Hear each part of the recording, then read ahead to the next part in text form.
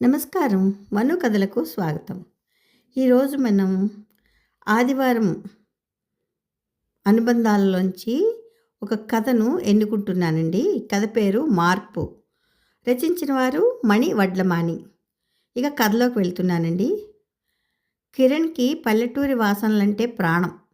40 ఏళ్ల పాటు ఐటీ కంపెనీలో పనిచేసి ఒకరోజు ఇక చాలురా బాబు, మన ఊరి మట్టి తాకాలి అని నిర్ణయించుకున్నాడు. అతని ప్రాణ స్నేహితుడు నవీన్ కూడా అదే కంపెనీలో పనిచేసి అతనితో పాటు రిటైర్ అయ్యాడు. నవీన్‌కి జంతువులు, పక్షులంటే పిచ్చి ప్రేమ. వాళ్ళ పిల్లలు అమెరికాలో స్థిరపడి కుటుంబ బాధ్యతలు తగ్గిన తర్వాత ఇద్దరూ తమ భార్యలతో కలిసి అల్లూరిపల్లెకు వచ్చేశారు. లక్ష్మి, మాధవి మొదట్లో పల్లెల్లో ఎలా ఉంటాం, నగర జీవితానికి అలవాటు అయిపోయాం కదా అని మోకరిల్లినా చివరికి భర్తల జిడ్డుకు లొంగిపోయారు. 15 ఏళ్ల తర్వాత పల్లెలో అడుగుపెట్టగానే గాలి వేరే రుచిగా అనిపించింది. పొలిమేర దాటగానే మట్టి వాసన, కొంచెం ఆవు పేడ వాసన, మామిడి పండ్ల వాసన ముక్కుకి తాకి కిరణ్ ఉల్లాసంగా, అబ్బా, ఇంతకాలం ఊపిరాడలేదనిపించింది, ఇక నాకు చావు భయం లేదు అన్నాడు. నవీన్ అయితే పక్కనే ఎగిరే గువ్వలు, వనపక్షులను చూపిస్తూ వీళ్ళే నాకు కొత్త ఫ్యామిలీ అని మనస్ఫూర్తిగా నవ్వుకున్నాడు. వారి ఊరిలో వదిలేసిన పాత ఇల్లు అలాగే ఉండిపోయింది.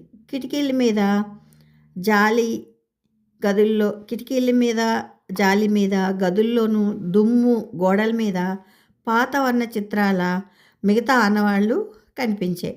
తాళం తీసి లోపల అడుగుపెట్టగానే కిరణ్ విసుగ్గా, ఇది కోటలా ఉంది కానీ లోపల వస్తువులేమీ లేవు, ఇక్కడ మనం ఎలా ఉంటాం అన్నాడు.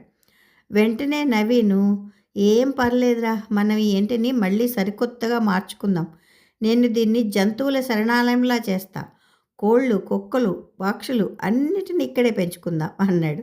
కిరణ్ చిరునవ్వు నవ్వుతూ, నాకంత అవసరం లేదు, నేను వంటల రాజ్యం కడతా, ఇక్కడే ఒక రెస్టారెంట్ పెడతా, నా వంటకాలు తింటే లక్ష్మి కూడా అమెరికా వదిలి వచ్చేస్తుంది అన్నాడు. కిరణ్ మాటలకు నవీన్ కడుపుబ్బా నవ్వి, అయ్యా, 40 ఏళ్ళు కంప్యూటర్ దగ్గర కూర్చున్న నువ్వు ఇప్పుడు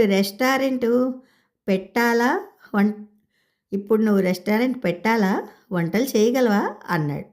కిరణ్ మాత్రం సీరియస్గా, చూడు, నాకొచ్చే వంట తింటే ఇక్కడ వాళ్ళు నన్ను వంటల మాస్టారు అంటారు అన్నాడు. లక్ష్మి మాత్రం ఈ మాటలు విని మండిపడింది. ఏమండి, మీకు పిచ్చి పట్టిందా? ఇక్కడ మనిషికి తినడమే కష్టమని ఊరు వాళ్ళు చెప్తుంటారు, మీరు మాత్రం రెస్టారెంటు, జంతువుల శరణాలయం అంటూ కలలు కంటున్నారు అంది. మాధవి కూడా, ఆవు, ఎద్దులు, పశువులు చూసుకోవడం అంత తేలిక కాదు, మీరే చూసుకుంటే మేమేం చేస్తాం అని ప్రశ్నించింది.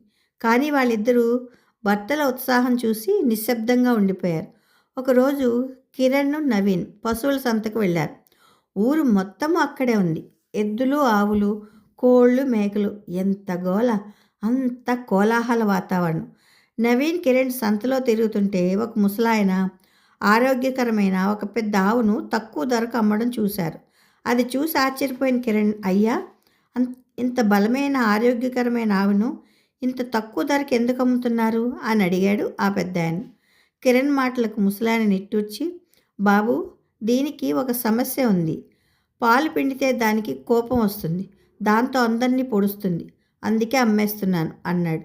నవీన్ వెంటనే, ఏం పర్లేదు, మనం దీన్ని కొనుక్కుందాం, మనం మంచిగా చూసుకుంటే అది మనల్ని ఏం పొడవదు అన్నాడు కిరణ్తో. కిరణ్ దాన్ని తడుముతూ, పిచ్చి ఆవును మన ఇంట్లో పెట్టుకుంటే మనకి పిచ్చి పట్టొచ్చు అన్నాడు. కానీ చివరికి ఇద్దరు ఆవును కొనేశారు. దానిని ఇంటికి తీసుకువెళ్ళాలని ఎంతో ప్రయత్నం చేశారు. కానీ ఆవు గడప దగ్గర నుండి కదలలేదు. ఎంత లాగినా, ఎంత నెట్టినా కదలలేదు. కిరణ్ లక్ష్మికి ఫోన్ చేసి, లక్ష్మి, ఆవు గడప మీద కూర్చుంది, కదలడం లేదు అన్నాడు. లక్ష్మి కోపంగా, మీకు పిచ్చి పట్టింది, మీరు తీసుకొచ్చిన ఆవు కదలకపోతే మేమేం చేస్తాం, మీరు దాన్ని ఇంటికి తీసుకురాకపోతే ఇంట్లో అడుగు పెట్టద్దు అంది. దాంతో ట్రాక్టర్ తెప్పించి బలవంతంగా ఆవును ఇంటికి చేర్చారు. మొదట ఊరి ప్రజలు నవీన్, కిరణ్లను చూసి ఎగతాళిగా చూశారు. చూశారా, నగరం నుంచి వచ్చిన వాళ్ళు పిచ్చి ఆవును తెచ్చుకున్నారు అని పరిహసించారు. పొరుగింటి రైతు పాపయ్య కూడా వీళ్ళు పొలం పనులు ఏం చేస్తారు, ఆవు పాలు పిండడం కూడా రాదేమో అని నవ్వుకున్నాడు. కానీ రోజులు గడుస్తూ ఉండగా ఆ ఆవు క్రమంగా వారితో కలిసిపోయింది. కిరణ్, నవీన్ దాన్ని ఎంతో జాగ్రత్తగా చూసుకున్నారు. ఒకరోజు అది పాలు ఇవ్వడం మొదలుపెట్టింది. ఆ పాలను పంచిపెట్టడం మొదలుపెట్టగానే ఊరి ప్రజలు ఆశ్చర్యపోయారు. సీతమ్మ ఊరిలో ఎప్పటినుంచో ఉన్న పెద్దావిడ. అమ్మా, మీరు తెచ్చిచ్చిన ఆవు పాలు మా పిల్లలకు తాగించాను, ఎంతో రుచిగా ఉన్నాయి అని అందరికీ చెప్పడంతో ఆ రోజు నుంచి ఊళ్ళో ఉన్న ముఖ్యంగా చంటి పిల్లలు ఉన్న వాళ్ళకి పాలు పోయడం మొదలుపెట్టారు కిరణ్, నవీన్ వాళ్ళు.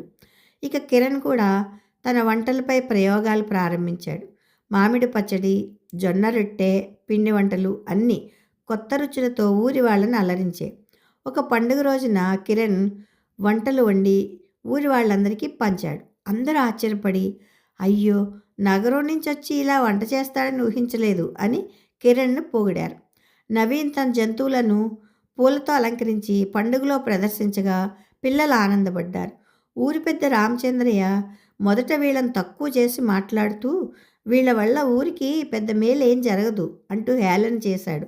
కానీ నీటి కొరత వచ్చినప్పుడు నవీన్ ఇంటర్నెట్ ద్వారా వర్షపు నీరు నిల్వ చేసే పద్ధతి చూపించాడు. కిరణ్ గ్రామంలోని యువకులతో కలిసి ఒక చిన్న చెరువు తవ్వించాడు. ఆ నీటితో పశువులు, పంటలు దాహం తీర్చుకున్నాయి. అప్పుడు రామచంద్రయ్య వారిని చూసి, మిమ్మల్ని తక్కువగా అంచనా వేశాం, కానీ మీ వల్లే ఊరికి ఉపకారం జరిగింది అని వారిని పొగిడాడు. మహిళలు కూడా లక్ష్మీ, మాధవితో కలిసి పాలు పంచుకునే వ్యవస్థను ఏర్పాటు చేశారు. పాఠశాల పిల్లల మధ్యాహ్న భోజనానికి కిరణ్ కొత్త వంటలు తయారు చేశాడు. రుచికరమైన ఆ వంటలు తిని పిల్లలు, గురువులు సంతోషపడ్డారు. ఒకరోజు సాయంత్రం కిరణ్, నవీన్ మేడ మీద కూర్చుని, నవీన్, మనం రిటైర్ అయ్యాం, కానీ నిజమైన అసలైన జీవితం ఇప్పుడే మొదలైంది అనిపిస్తోంది అన్నాడు. నవీన్ నవ్వుతూ, అవును కిరణ్, మనకున్న ఈ అలవాటుని పిచ్చి వల్ల ఇదంతా చేస్తున్నామని ఊరి వాళ్ళందరూ నవ్వుకున్నారు అన్నాడు. లక్ష్మీ, మాధవ్ కూడా దగ్గర కూర్చుని, మీ మూలంగా మాకు కూడా ఆనందంగా, సంతోషంగా, ముఖ్యంగా ఆరోగ్యంగా ఉంది. సిటీ జీవితంలో మానసికంగా అలసిపోయాం, కానీ ఇక్కడ మనం మళ్ళీ కొత్తగా పుట్టినట్టు అనిపిస్తోంది అన్నారు. ఊరి పిల్లలు వాళ్ళ ఇంటి ముందు నుంచి వెళ్తూ వంటల మాస్టారు, పశువుల మాస్టారు అని అంటుంటే కిరణ్, నవీన్ ఇద్దరూ నవ్వుకున్నారు. వాళ్ళు మొదట్లో సరదాగా అనుకున్న కలలు ఇప్పుడు నిజంగా ఆ పల్లెటూరికి ఆశ, ఆనందం, ఐక్యతని తీసుకువచ్చాయి. కథ సమాప్తం. బాగుందండి. కథ మీకు నచ్చితే లైక్ చేయండి, షేర్ చేయండి, కామెంట్ చేయండి, సబ్స్క్రైబ్ చేసుకొని నన్ను ఎంకరేజ్ చేయండి. ఉంటానండి. ప్రేమతో మీ మను.